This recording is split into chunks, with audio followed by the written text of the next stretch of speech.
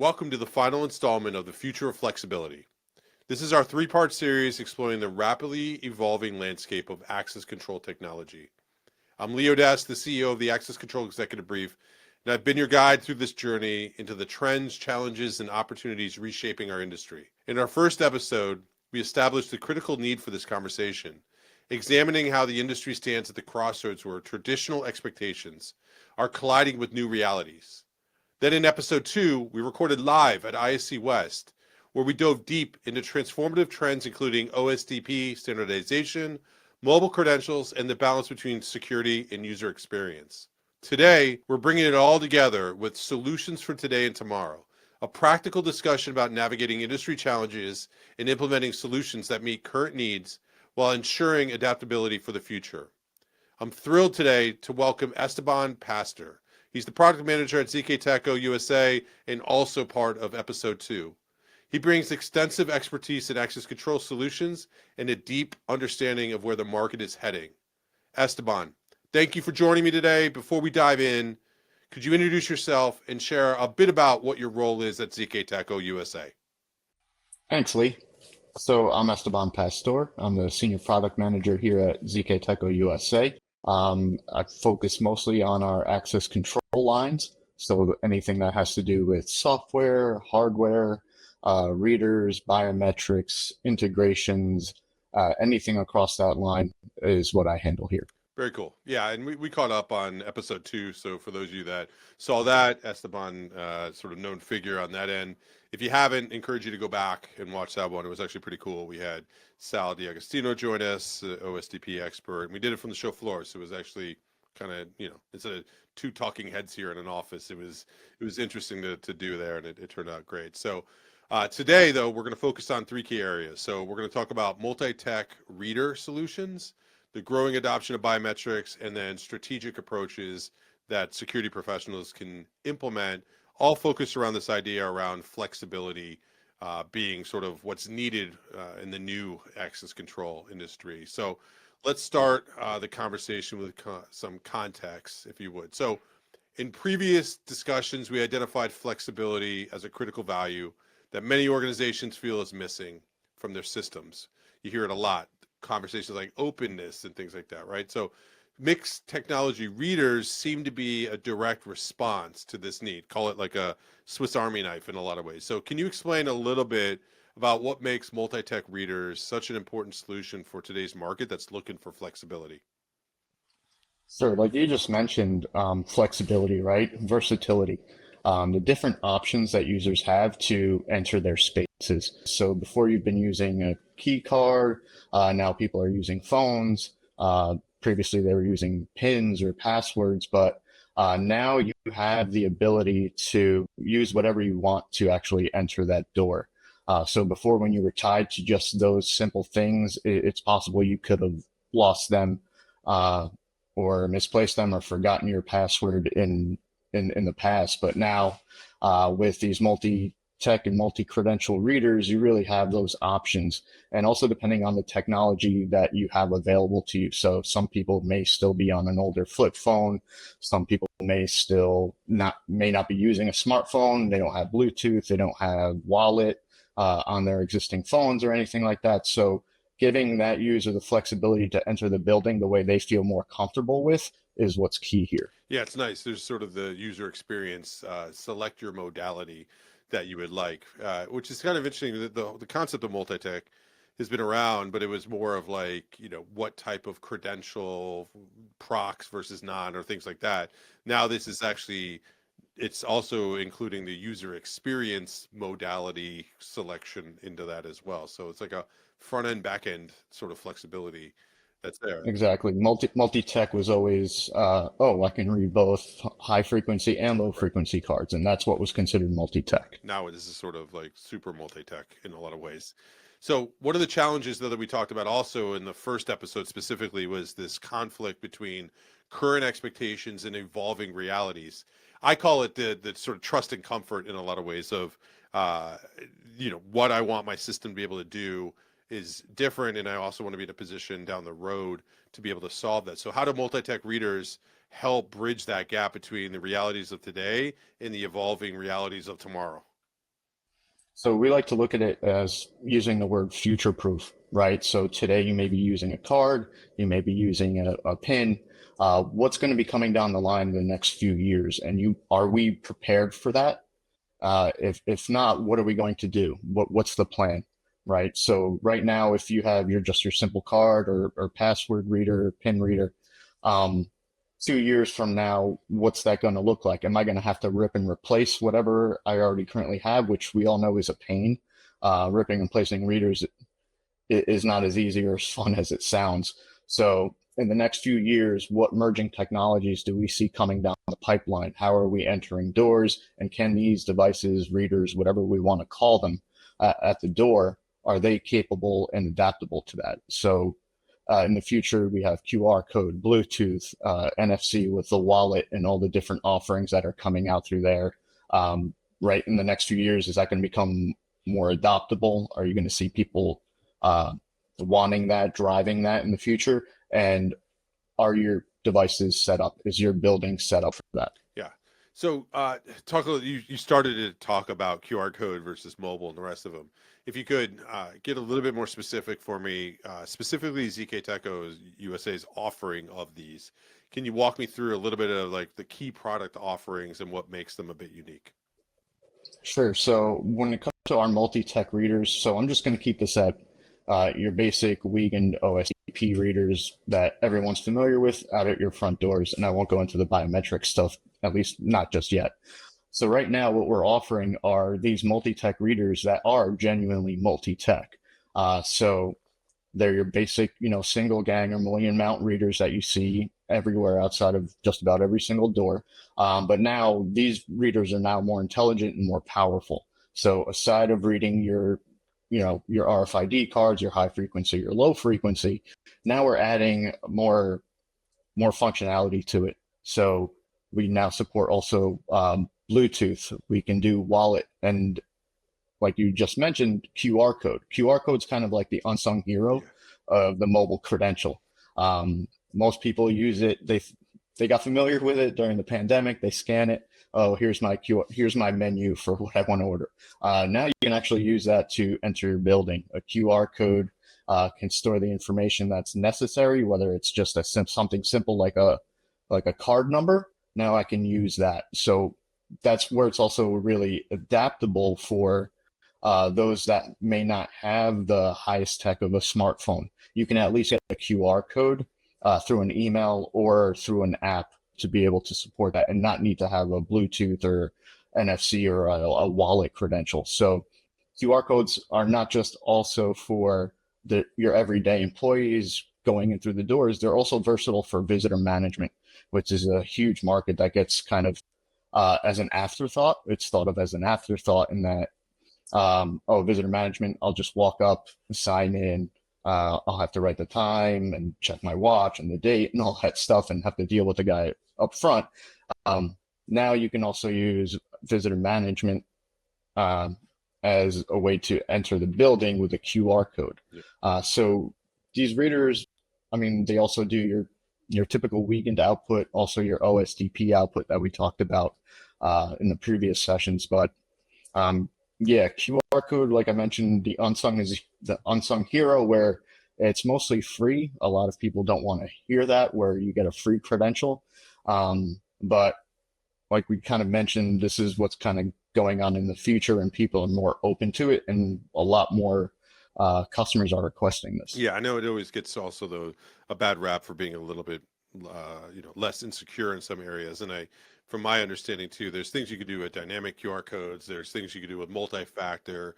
There's certain applications, and also, somewhat of a North American and I call it European specific insecure conversation around them, whereas other parts of the world they're adopted based off of the use case where convenience is.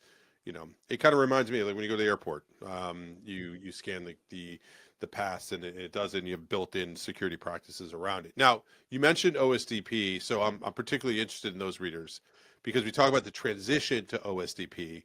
It's also what we talked about with Sal last episode. So how are the multi-tech readers addressing standardization shifts as people migrate to OSDP?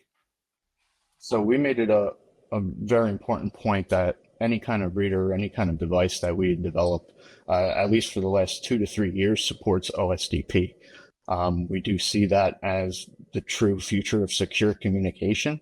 Um, Most people now refer to security on the card, Yeah. when really, I mean, in my opinion, yeah, it's great to be secure on the card, but then you're not securing the communication back to where it's sending that card's information, which is the most vulnerable point.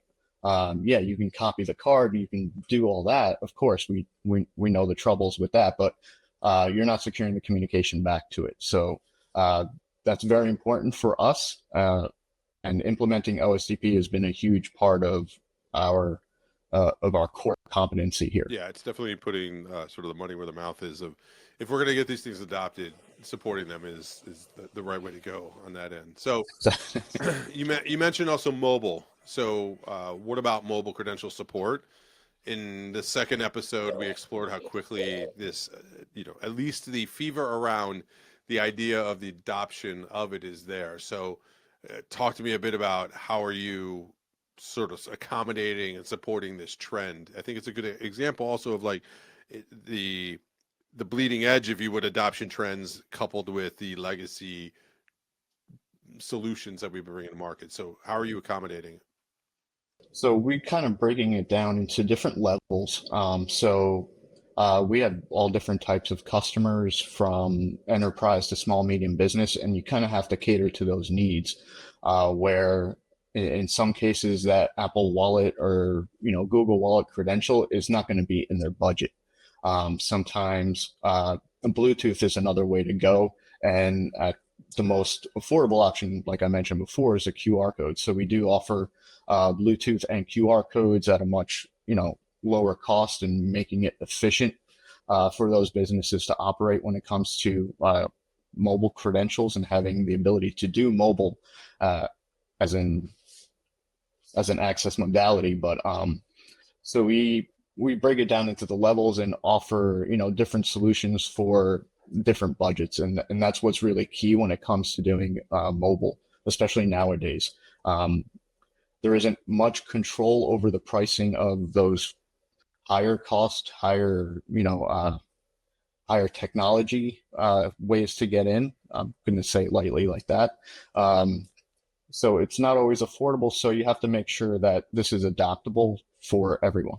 Yeah, it's funny. We use mobile as now thinking Apple and Google NFC, but it's also apps and it's the other things. So you have multiple different ways. And in fact, some of them, they all kind of work together and to create a solution of what's needed, and different price points, like you said, different use cases and desires for them to work.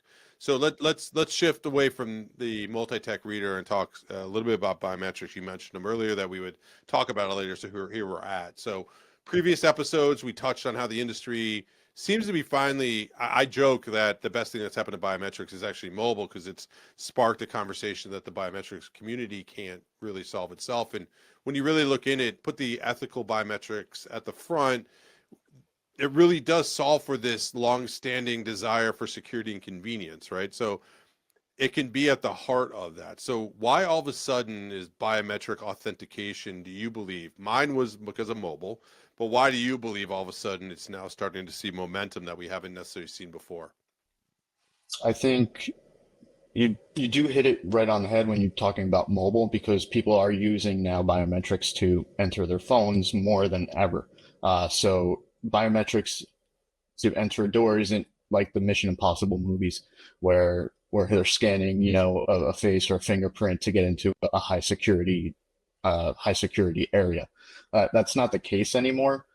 People are used to biometrics now, and now a lot of the biometric talk comes around the security of it, and really that comes down to your provider and how they handle the biometrics. As far as the different modalities, yes, there is facial authentication, not to be confused with facial recognition, which happens quite often. At least in the access control space, we refer to it as facial authentication because we're just authenticating that you are who you are and you have access to this space. We're not interested in your backstory, your credit history, where you live, anything like that.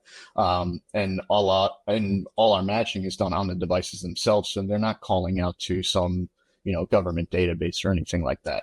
And to kind of get around not just the face stuff, if people still feel uncomfortable with face, we've also moved into the palm recognition, which is actually a lot more secure than the face. You're not really giving them any identity information. There isn't anything you can kind of trace back to. It's kind of hard to identify a singular person's palm unless they have, you know, uh, really noticeable scars or tattoos or something like that. It's hard to pick someone's palm out from a crowd. So we are finding more secure ways to do it, and there's going to be a lot of cool stuff coming out with biometrics and mobile, and marrying those two of how to keep those more secure and having the user kind of control their biometrics. You've nibbled it around it and talked a bit about it. But I just want to dive a little bit deeper in this, the concerns around privacy and user acceptance when it comes to biometrics, because it does. The dystopian beliefs around it overtake a lot of the conversation that we have with it, and there are some good actors in the world, and there's utopian benefits around the product. So address a bit, if you don't mind, is the industry evolving to address those challenges? Like what are some of the things that you're doing to help with privacy for the user's acceptance? Right. So I think when it comes down to it, it's about making the user feel safe and comfortable. They're not crazy about hearing that this goes back to a database or a software somewhere living in the cloud, or even in a server on premise. They're still not crazy about that. So being able to match on a device is huge. So that gives them makes them feel warm and fuzzy inside, that, they feel safe with that. As far as the other stuff, a lot of it is, getting that consent and having those policies in your business and your workplace or wherever you're going to be using these modalities to enter a building, and make sure that, you are getting the sign off from that user. That's one of the most important things that you see. I mean, we had BIPA, a huge thing in Illinois over the last few years, and most of those lawsuits came down to not taking care of the really basic and just getting the consent. A lot of that is education and getting the user's buy-in, and a lot of that you really don't have to do too much if you're storing, on premise or on the device. It's a lot safer and a lot easier. And to even go back to a little bit further, this is something in the time and attendance industry that was adopted 20, 25 years ago, where, they were doing full hand scans and fingerprints as your time clock, as your check-in. People were banking on using a biometric to ensure that they were at work on time to make sure that they got paid.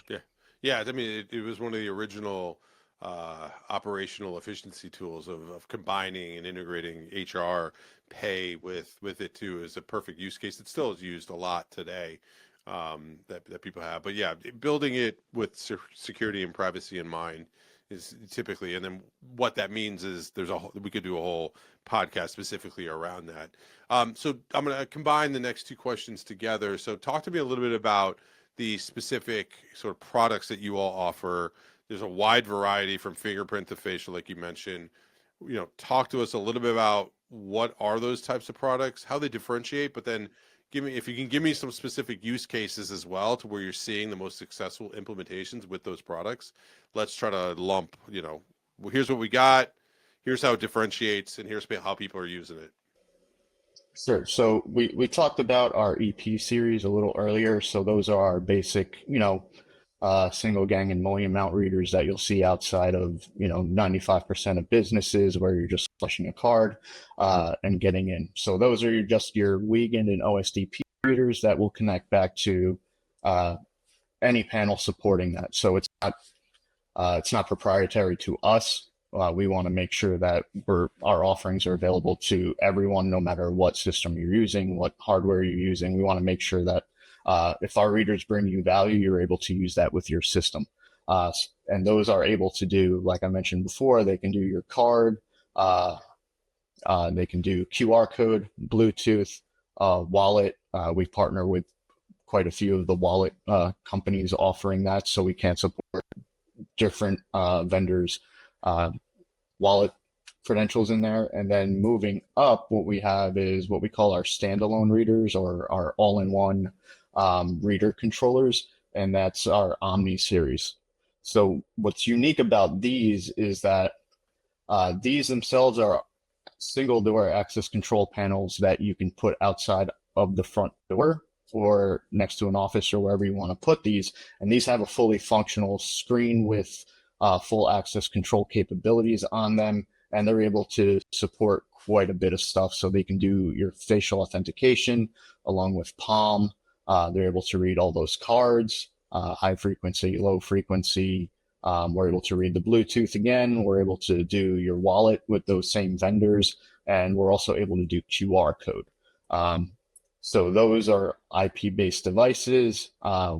They're PoE powered. They're 12 volts, so they're easy to install. They don't require, a PhD or electrical engineering to be able to set them up. They also support OSDP out as well as Wiegand out if you want to connect that to a third-party panel. They also have all the other bells and whistles that you would need to control a door. They have the lock output, auxiliary input, your Rex button for door sensors. So everything that you need is in one single small controller with a screen. It's interactive. You can use it. You can go into it. You can connect it with software. It can go in the cloud. It can go on premise. These are really the most versatile readers that are probably out there in the market.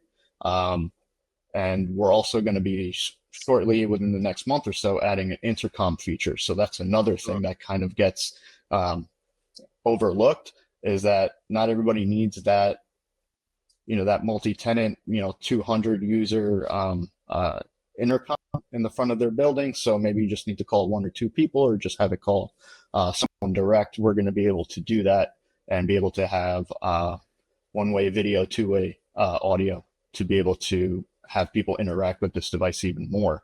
So this is really an access control device. It can be used for the visitor management, and it's also an intercom all at once. Yeah, so lots to do, and frankly, because of that, it allows the different applications to sort of it satisfies a lot of those areas. So if we shift a little bit then with that, let's get to like some practical side of things like implementation by, if I'm a security integrator, installer, professional, I've got to make some strategic decisions that balance both those immediate needs and long term that we talked about with these products. So, is there any frameworks that you recommend for approaching these decisions that you see as best practices that other security professionals are using to make this stuff work versus just rinse repeating whatever they've done in the past? Yeah, I've always been a big fan of bench testing and kind of knowing the product before you just kind of show up on site with, the van full of stuff and just start kind of going, especially if it's something that you're new to. I know a lot of these technologies that we have in these readers, are not something that's been around for a long time. So kind of just getting used to the capabilities of what these can do, and then also managing their customers' expectations and understanding of what these readers can do, when they can do it, are they available to do it, and how do we upgrade and things like that. So one example is we have a customer out on the West Coast. They installed about 80 of these inside their office for for each one of their main doors that they have in even individual offices. And, they were sold on the intercom stuff. So we've been slowly rolling that out with them, and they've been loving it, giving it feedback. And believe it or not, you're starting to realize that this is something customers actually want and find huge value in. And the fact that it's also not something that's going to break the bank is a huge plus, and people see a lot of opportunity with it. Yeah, no doubt. So, on that, we talked about in the first also so that's a framework, right, of getting comfortable with it. But then there's this sort of importance of choice, trust, and comfort. We talked about in the first episode. As a security professional, that wants to take those fancy words of choice, trust, and comfort, but I want to implement them into these new solutions and use them. Like, how can I ensure that those values of choice, trust, and comfort are maintained? Like, what's a practical way of me doing those three things? I'll give you like an example. So, my opinion. So, if I want to showcase choice, adoption of open architectures allows that to happen, right?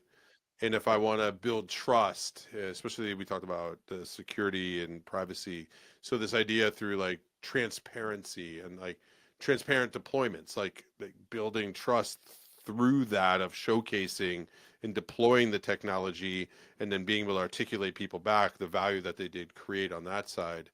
And then lastly, I'll just say like, so companies that I know that are doing it, maybe I'll answer this one because this is what I'm seeing. If you're okay, if you're good with it, ensuring comfort, in my opinion, a lot of this is through proper training and user engagement with people, right? So like, if I think about choice, great, open architecture. If I think about building trust, I'm going to be transparent about what's happening, how it's being used, actually give real life use cases and examples, and then comfort in that people are making the right practical decisions through making sure that they're using, the training that exists so people are very comfortable with if I'm now going to introduce where we've gone from single modality to actually now multiple modalities, and I'm taking a level of predictability out of how something may work for, it was sort of like, yeah, you've got as much choice as you want. As long as you wanted it this one way, you could have it. Now we're saying pick, dealer's choice or player's choice, frankly, not even dealer's choice, player. There's a need for proper training and user engagement. So an example being, I've seen deployments of mobile credentials from an NFC standpoint in markets, and the landlord is doing actual like user lunches where they're showing people now all the flexibility. Things like that are being able to provide those values that we've been talking about. Mhm. Yeah, and you're starting to see a lot more vendors being more um, responsive and interacting more with the customers than ever before. Because now the customer is way smarter than they used to be. And before it used to just be the integrator would walk in there, okay, I trust you to, give me the right system. No, now that customer is, making the demands and they want that choice of, trusted and open and flexibility and all that stuff. So that involves vendors getting involved with those customers. They want to vet the product. They want to play with it. They want it on site. They want POCs. So we're spending a lot more time with those customers to ensure all of that, right? Letting them know that they have their choice of device. It can work with choice of whatever integration or whatever use case they have, building that trust with that customer, and then just making sure that everything is operational and meets their expectations. And I think that's a huge part of it is managing the expectations and ensuring them that, right, if you're telling them that features are coming and oh, we'll have this ready in the next, however many months, is ensuring them and making them feel comfortable that, yeah, I don't have to rip and replace any hardware. I can just update either the software or the firmware on the devices super simply. And, I don't have to worry about that kind of stuff in the future. And I know it's coming, but okay, I can be prepared for it and know what I have to do. Build trust. So yeah, so you said a word that keeps coming up in throughout this entire thing, integration. And we talk about integrators, but from an integration standpoint, because it keeps coming up, do you have any advice for security professionals? Because now those integrations are becoming more complex. So whether across physical access, but now even logical access in other buildings. So what's some advice that you can give for them to manage this complexity? Like what are some best practices? Are there things that I can use, like some strategies? What do you suggest? Yeah, I mean, that's difficult, especially for the logical access, because that's super, controlled by their IT and the customer's internal team. So the advice I can give is really be prepared. You really have to be prepared because when you're speaking with these IT teams, and that's their sole job. Their sole job is, the security of that network, the security of their applications that are on that site, and the security of their employees and the people that are in that building.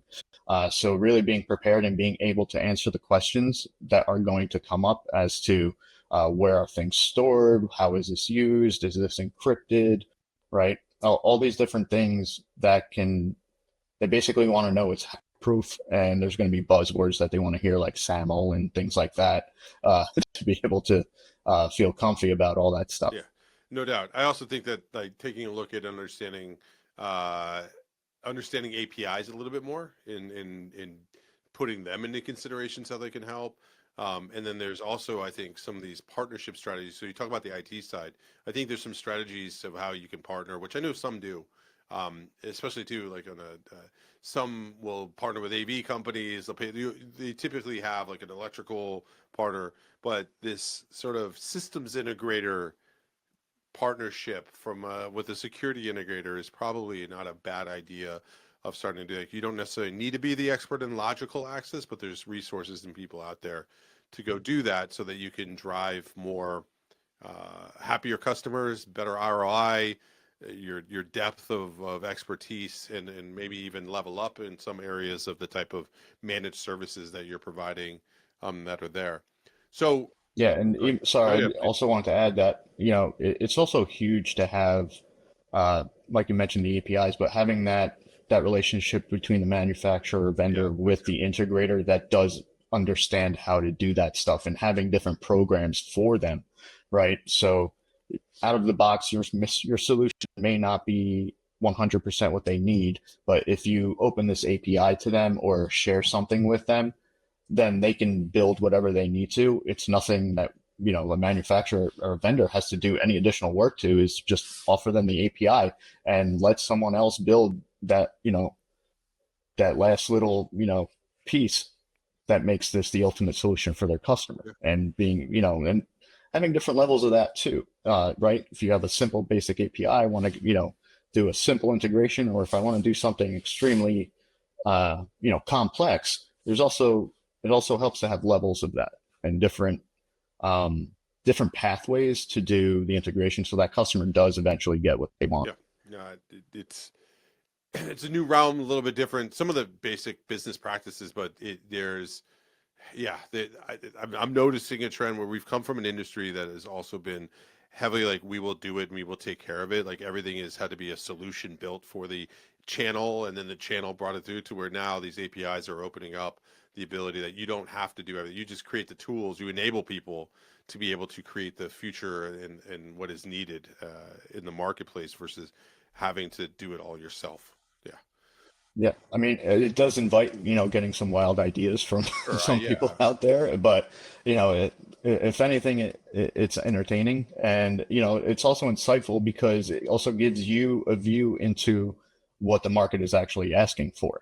Uh, we may hear everything that gets, we see on LinkedIn or we see at the security shows and different conferences and webinars and all this stuff of, oh, this is the technology you should be using. This is the newest. This is the latest and greatest, but at the end of the day, the customers are asking for this simple feature, and that's what they want, and that'll make them happy. So at the end of the day, it's a great way to hear what the customer wants, and then if you want to build that into your solution later on And you can. as a feature or something like that, it's great because it just, like I said, it opens your eyes to what is actually going on out there and what these people are thinking of and envisioning what they want their actual solutions to be and how they want it to work for them.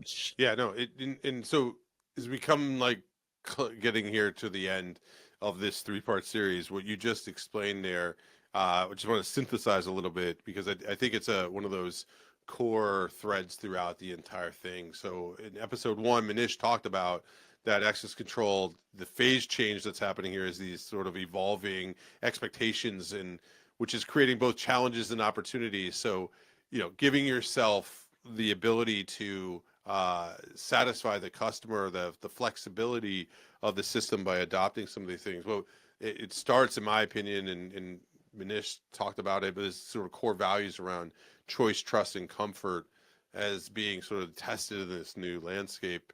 The second episode, you, Manish, and I, along with Sal, talked about OSDP, mobile credential adoption, and the convergence of security with user experience, and then how things like biometrics and multi-tech readers allow that to happen.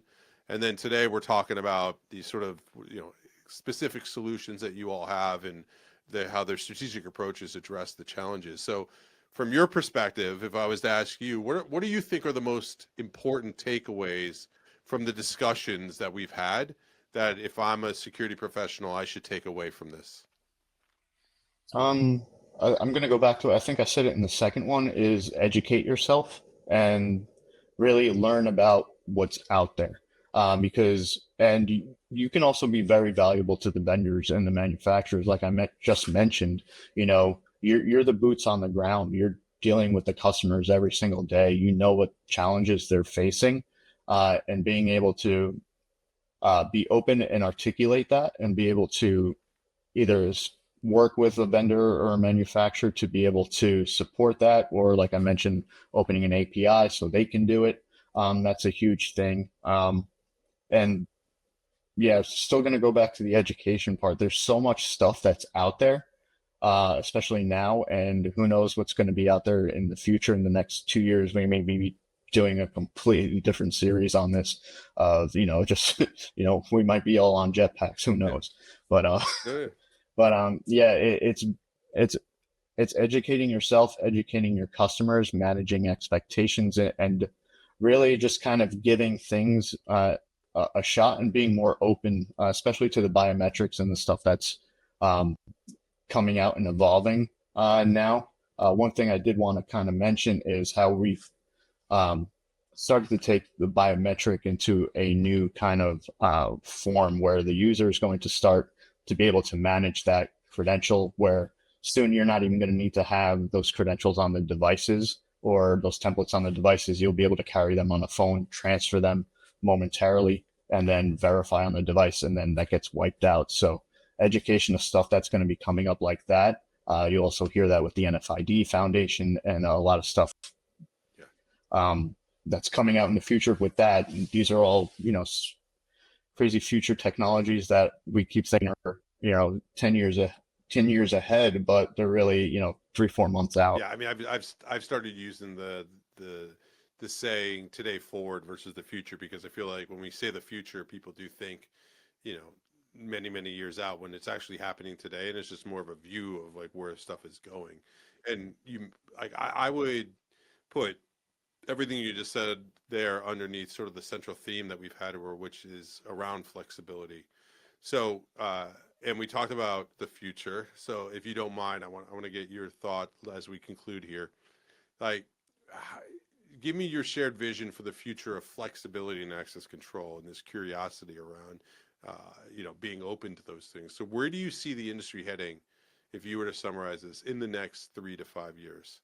Well, especially around all of this change, all the needs to be flexible, the products being flexible, but then also mentality, frankly, and how we approach things being flexible. Like, if 3 to 5 years from now, where do you see the industry heading? Well, I think a lot of it is going to come down to adapt or die. Whether you want to say it, whether I put it that bluntly, but I think it's fair, and I don't think that's necessarily a negative. I mean, it can be perceived as negative, right? But we like to focus on the die part, but let's focus. There's also the whole adapt part that people talk about, right? The main thing is adapt. Yes. Be open. Be truly open. I see a lot of, oh yes, we're open architecture. We work with this, we'll work with anybody. And then, okay, let's work together, and you get a bill for, being able to access their openness. So I think that has to start happening, and people need to be more transparent. And not just people, manufacturers and vendors, they need to be more open with working with each other to be able to come and provide these solutions to the customers, because it's coming down to where if you're not going to do it, they're going to find someone that can. And many times they may be able to just do it themselves because the customer is more educated. A customer is, they do have computer They science have degrees. They resources. do have a background in coding Yeah. and in coding. They can do this themselves. So either, be open to working with, your competitors or anything like that to bring a solution to the customer, because if not, they're going to find someone else that Yeah. will. Yeah, no, you definitely need to build in the flexibility on new partnerships, new ideas. I actually think the flexibility too, some of it will be pay, and getting access to APIs and paying for them is two different things. You could be open to giving access, and you could also be allowed to charge for it, but then some people would choose to be open in that meaning, not. And those are business decisions, but the idea, the mentality of being able to do it is, I think, the change. That's good. Yeah. But yeah, I think that the It's, formation is very it, different. yeah, APIs and stuff like that, they can't be guarded secrets anymore. They can't be like, no, you can't touch Yeah. this. You can't, yeah, no, I can't let you see it because, it's going to conflict with our business or anything like that. And when the reality is this, you're either going to lose that business or you're going to adapt. Yep. All right. We'll put a pin in it here. So thank you, Yep. Esteban. I appreciate you joining me. I appreciate ZK Teco for doing this. I'll jump into the conclusion here, but first, just want to say thank you. Thank you, Esteban, for joining me today and for ZK Teco USA's partnership throughout this entire series. I also want to thank everyone who has listened to The Future of Flexibility and engaged with these important discussions. I encourage you all to continue this dialogue within your organization and across our industry. Share your thoughts on social media, use the hashtag Future of Flexibility, and reach out to both the Access Control Executive Brief and ZK Teco USA with your questions and insights. The future of access control will be shaped by those who demand and create flexibility. And that journey begins with conversations like this one that we've been having throughout this series. Thank you, and here's to the future of flexibility.